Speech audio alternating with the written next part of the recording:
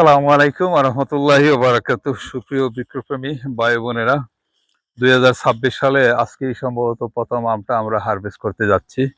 আর এইটা আমার বাড়িতেই ছিল। ছোটবেলা থেকে এই আমটা খেয়ে আমরা বড় হয়েছি। আমি বারবার মনে হচ্ছিল যে এই আমটা আগাম একটা জাত ছিল। তো আগে এত গুরুত্ব দেয়া হয় নাই। আর যেহেতু এখন লোকাল অনেকগুলা সিলেকশন আমার আছে, প্রায় ১৫-১৬ টার মতো ভ্যারাইটি। এই যে এই আমটাও দেখেন। আ এত শিলাবৃষ্টি অন্যান্য আমের তুলনায় এর কালারটাও বেশ সুন্দর। এই যে আমটা ড্রপ হয়ে গেছে। হুম, অসাধারণ একটা অ্যারোমা পাচ্ছি আমি। আমি সো ফার ছোটবেলায় খেয়েছি তো অনেক। আমার কাছে বারবার মনে হচ্ছিল এটাও আমি হারভেস্ট করে নিচ্ছি।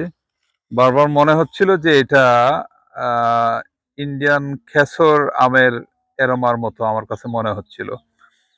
আর এই আমটা যেহেতু আজকে আমরা হারভেস্ট করলাম, অলরেডি কালার চলে আসছে। এটা তো প্রপারলি পেকেই গেছে। সো এটা বাংলাদেশে একটা নিঃসন্দেহে আগাম জাত হতে চলেছে। যদি আমরা এটা রিভিউ দিব ২ দিন ৩ দিন পরে আমরা কাটবো। কাটার পরে ব্রিক্স কেমন হলো এটা আপনাদেরকে শেয়ার করব। যদি আমরা সন্তুষ্ট হই এর স্বাদের উপরে, তাহলে আমরা চেষ্টা করব আগামীতে কিছু চারা তৈরি করে এটা ছড়াই দেওয়ার জন্য।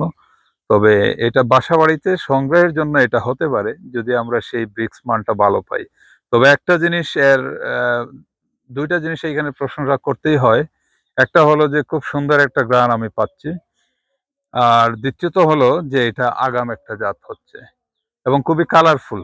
আপনারা আজকে এই কালারটা দেখেন, আমরা রিভিউ করার সময় ফাইনাল কালারটা দেখতে পারবেন। Thank you.